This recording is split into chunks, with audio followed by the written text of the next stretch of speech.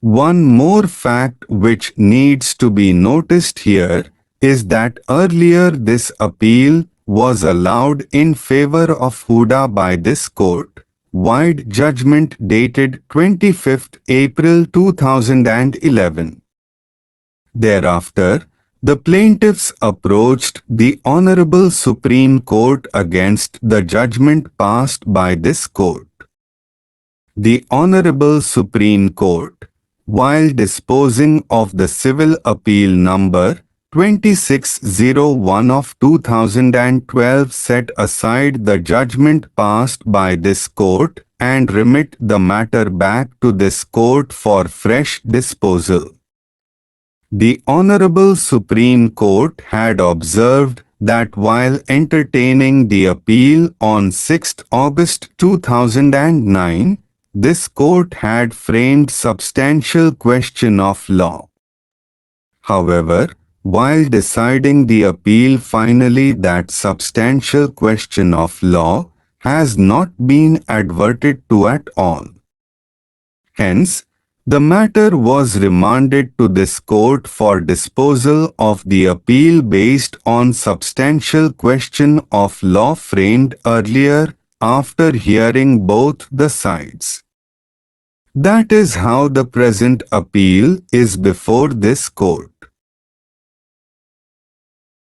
While arguing the appeal, learned counsel for the defendants/appellants have submitted that since prescribed notices, as contemplated under Section 17 of the Huda Act, had been served upon the plaintiffs, therefore, the prescribed procedure has been followed by the authorities. It is his further argument that the plaintiffs had availed statutory remedy of appeal. Order passed by the statutory authorities have been declared to be final by Section 50 of the Huda Act. The courts would not set in appeal over the orders passed by the statutory authorities. Hence, the suit of the plaintiffs was not maintainable. On the other hand, learned senior counsel appearing for the plaintiffs/respondents has submitted that since the defendant Huda had been wrongly insisting upon payment of the amounts along with 18% compound interest, therefore, the demand itself was beyond the authority of the defendants. Therefore, notices issued by defendant number 2 were in excess of their authority and so in violation of the procedure prescribed by the law. It is further argued by him that even the notices issued by defendant are totally stereotype, issued in a mechanical manner without disclosing anything as to the details of payments on account of principal and the interest components.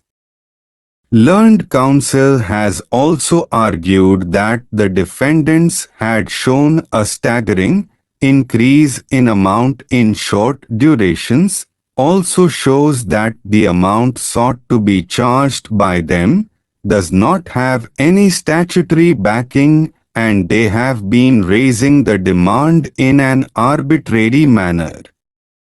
These two writ petitions arise out of SCC suit number 118 of 1997 that had been instituted on 11th October 1997 by the plaintiff landlord Ravi Kumar for recovery of arrears of rent and ejectment in respect of the godown that had been let out to Ram Babu, father of defendant numbers 1 to 5.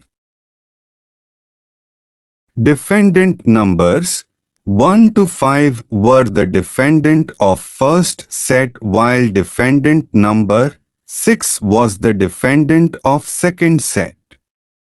It was alleged in the plaint that after the death of Ram Babu, defendant numbers 1 to 5 became the tenants that earlier Ram Babu was depositing the rent under Section 30 within bracket 1 of the ULP, Urban Buildings within bracket, Regulation of Letting Rent and Eviction Act 1972, hereinafter referred to as to the Act, but after his death on 4th February 1987 the proceedings became infructuous. That a notice dated 19th April 1989 was sent to defendant numbers 1 to 5 to pay the arrears of rent and water tax up to 19th April 1989,